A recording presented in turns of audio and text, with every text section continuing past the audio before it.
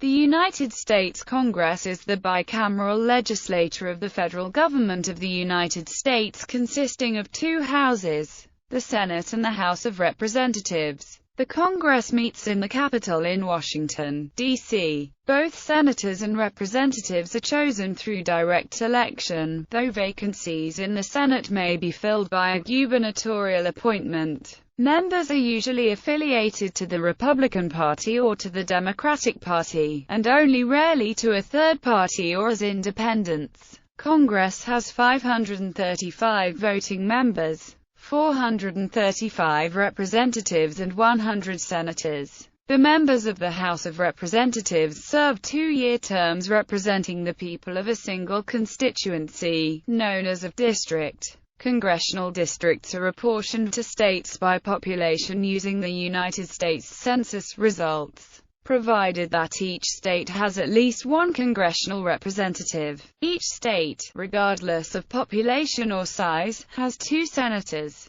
Currently, there are 100 senators representing the 50 states. Each senator is elected at large in his or her state for a 6-year term, with terms staggered. So every 2 years approximately 1/3 of the Senate is up for election. Overview. Article 1 of the Constitution states, "All legislative powers herein granted shall be vested in a Congress of the United States, which shall consist of a Senate and House of Representatives. The House and Senate are equal partners in the legislative process. Legislation cannot be enacted without the consent of both chambers. However, the Constitution grants each chamber some unique powers. The Senate ratifies treaties and approves presidential appointments while the House initiates revenue-raising bills. The House initiates impeachment cases, while the Senate decides impeachment cases. A 2/3 vote of the Senate is required before an impeached person can be forcibly removed from office."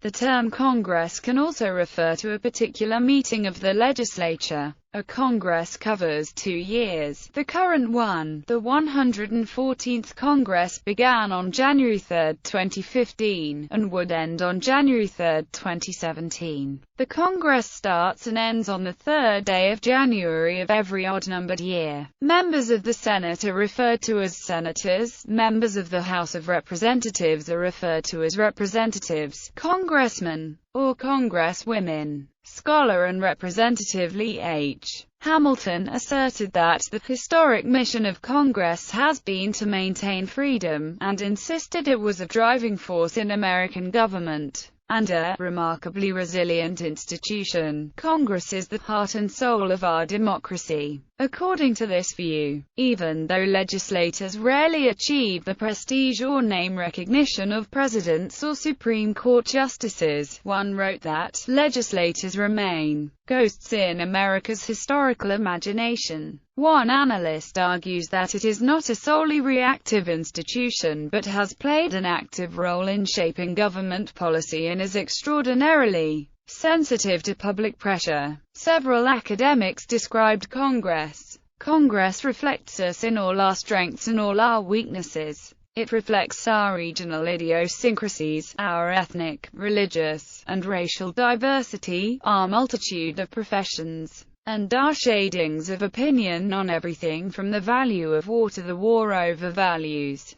Congress is the government's most representative body. Congress is essentially charged with reconciling our many points of view on the great public policy issues of the day. Smith, Roberts, and Whelan. Congress is constantly changing and is constantly in flux. In recent times, the American South and West have gained House seats according to demographic changes recorded by the census and includes more minorities and women, although both groups are still underrepresented. According to one view, while power balances among the different parts of government continue to change, the internal structure of Congress is important to understand along with its interactions with so-called intermediary institutions such as political parties, civic associations, interest groups, and the mass media. The Congress of the United States serves two distinct purposes that overlap: local representation to the federal government of a congressional district by representatives, and a states-at-large representation to the federal government by senators.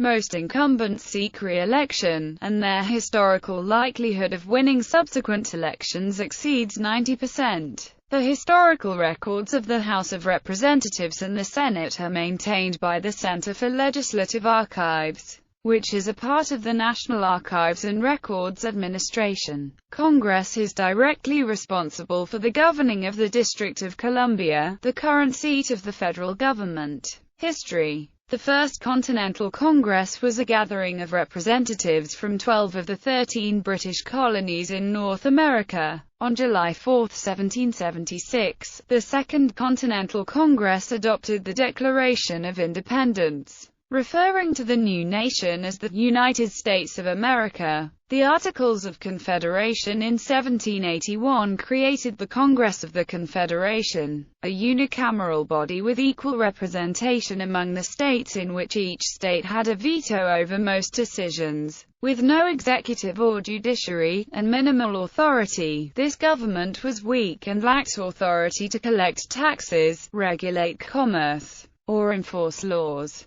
Government powerlessness led to the Convention of 1787, which proposed a revised constitution with a two-chamber or bicameral Congress. Smaller states argued for equal representation for each state. The two-chamber structure had functioned well in state governments. A compromise plan was adopted with representatives chosen by population and exactly 2 senators chosen by state governments. The ratified Constitution created a federal structure with 2 overlapping power centers so that each citizen as an individual was subjected to both the power of state government and the national government. To protect against abuse of power, each branch of government, executive, legislative, and judicial, had a separate sphere of authority and could check other branches according to the principle of the separation of powers. Furthermore, there were checks and balances within the legislature since there were 2 separate chambers. The new government became active in 1789. Political scientist Julian E. Zelizer suggested there were 4 main congressional eras, with considerable overlap, and included the formative era, the partisan era, the committee era, and the contemporary era. The formative era, Federalists and Anti-Federalists jostled for power in the early years as political parties became pronounced, surprising the Constitution's founding fathers of the United States. With the passage of the Constitution and the Bill of Rights, the anti-federalist movement was exhausted. Some activists joined the anti-administration party that James Madison and Thomas Jefferson were forming about 1790–91 to oppose policies of Treasury Secretary Alexander Hamilton. It soon became the Democratic-Republican Party or the Jeffersonian Democrat Party and began the era of the First Party. Thomas Jefferson's election to the presidency marked a peaceful transition of power between the parties in 1800. John Marshall, 4th Chief Justice of the Supreme Court, empowered the courts by establishing the principle of judicial review in law in the landmark case Marbury v. Madison in 1803, effectively giving the Supreme Court a power to nullify congressional legislation. The partisan era. These years were marked by growth in the power of political parties. The watershed event was the Civil War, which resolved the slavery issue and unified the nation under federal authority, but weakened the power of states' rights. A Gilded Age was marked by Republican dominance of Congress. During this time, lobbying activity became more intense, particularly during the administration of President Ulysses S. Grant, in which influential lobbies advocated for railroad subsidies and tariffs on wool. Immigration and high birth rates swelled the ranks of citizens, and the nation grew at a rapid pace. The Progressive Era was characterized by strong party leadership in both houses of Congress as well as calls for reform. Sometimes reformers would attack lobbyists as corrupting politics. The position of Speaker of the House became extremely powerful under leaders such as Thomas Reed in 1890 and Joseph Gurney Cannon. The Senate was effectively controlled by a half-dozen men. The committee era, a system of seniority, in which long-time members of Congress gained more and more power, encouraged politicians of both parties to serve for long terms. Committee chairmen remained influential in both houses until the reforms of the 1970s. Important structural changes included the direct election of senators by popular election according to the 17th Amendment with positive effects and negative effects. Supreme Court decisions based on the Constitution's Commerce Clause expanded congressional power to regulate the economy. One effect of popular election of senators was to reduce the difference between the House and Senate in terms of their link to the electorate. Lame duck reforms according to the 20th Amendment ended the power of defeated and retiring members of Congress to wield influence, despite their lack of accountability. The Great Depression ushered in President Franklin Roosevelt and strong control by Democrats and historic New Deal policies. Roosevelt's election in 1932 marked a shift in government power towards the executive branch. Numerous New Deal initiatives came from the White House rather than being initiated by Congress. The Democratic Party controlled both houses of Congress for many years. During this time, Republicans and conservative Southern Democrats formed the Conservative Coalition. Democrats maintained control of Congress during World War II. Congress struggled with efficiency in the post-war era partly by reducing the number of standing congressional committees. Southern Democrats became a powerful force in many influential committees, although political power alternated between Republicans and Democrats. During these years,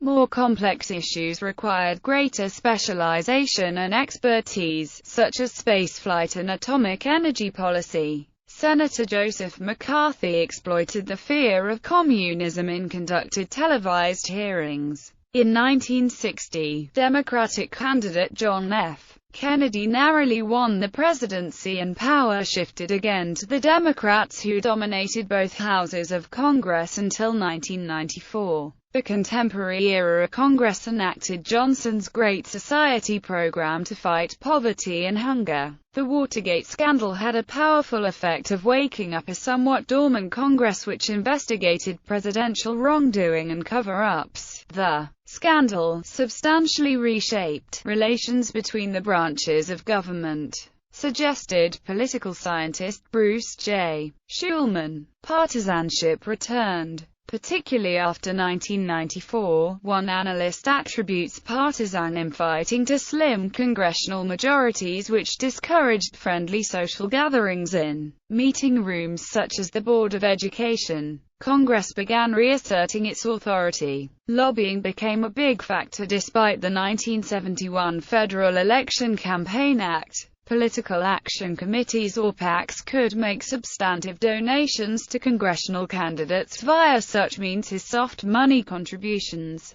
While soft money funds were not given to specific campaigns for candidates, the monies often benefited candidates substantially in an indirect way and helped re-elect candidates. Reforms such as the 2002 McCain-Feingold Act limited campaign donations but did not limit soft money contributions. One source suggests post-Watergate laws amended in 1974 meant to reduce the influence of wealthy contributors and end payoffs, instead legitimized PACs, since they enabled individuals to band together in support of candidates. From 1974 to 1984, PACs grew from 608 to 3,803 and donations leaped from $12.5 million to $120 million, along with concern over PAC influence in Congress. In 2009, there were 4,600 business, labor and special interest PACs, including ones for lawyers, electricians, and real estate brokers.